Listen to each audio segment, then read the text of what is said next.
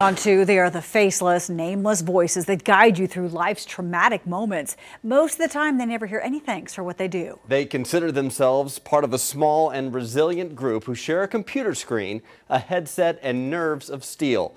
2 Works For You anchor Scott Thompson spends some time with Tulsa's 911 operators. 911, do you need police, fire, or medical? Chances are, the day you deal with them will be among the worst of your life. They've never been in a car accident. They've never had their home broken into. Ma'am, is he injured?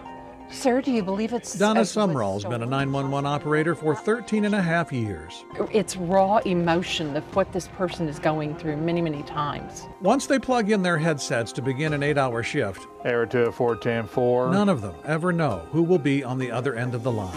You will hear the gunshots going off. You will hear the person who is attempting suicide. You know, I've jumped, I've got a noose around my neck, I'm dangling, but I've decided now I want to live.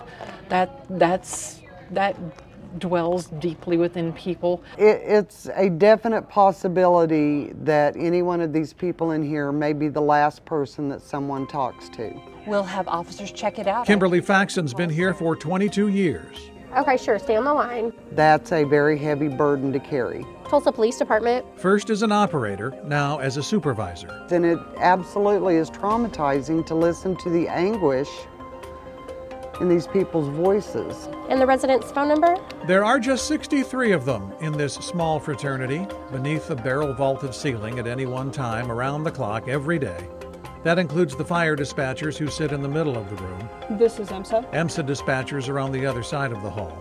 There are a couple who handle calls for the Tulsa County Sheriff. Absolutely no problems whatsoever. But it's the handful like Donna who take every incoming call, assess what's happening, and decide how to help. We will sympathize with the caller, but we're also able to take control and just will guide you through that awful time in your life. Have a good day. Donna says she does that with patience, understanding, and compassion, traits that have expanded since she's been here. And she's calm.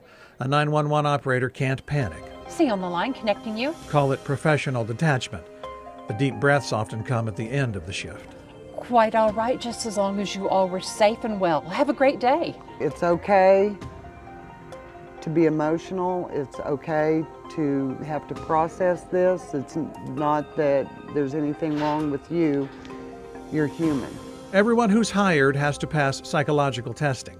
A few leave after their first call and never come back. We have an officer checking out that address you gave us. Jesus Villarreal is a newbie. Right now, he handles calls from officers in the field looking for information, but eventually he'll take the emergency calls. In his other job, he's a double bass player with the Tulsa Symphony and a dad to young kids. That softer side of him helps. So just staying calm during the call and then letting it roll off your back after it happens, hoping that there's a good outcome to whatever it is they're going through that particular day. David 211, credit back. Verify the EMSA's on being rude to that, please. Tulsa Police Department. And that's the thing about being a 911 operator. Most of the time, they don't know what happened to the anguished voice on the other end of the line. So they comfort each other, or they find that at home. And sometimes all you can do is make a file in your brain to put things that don't make sense and hope that it doesn't affect you. Hey John, this is Jesus for the Tulsa Police Department. We just got off the phone. Ma'am, is he injured? And then they come back and do it again, never knowing who will be calling. There's some tragic ones that stick to mind.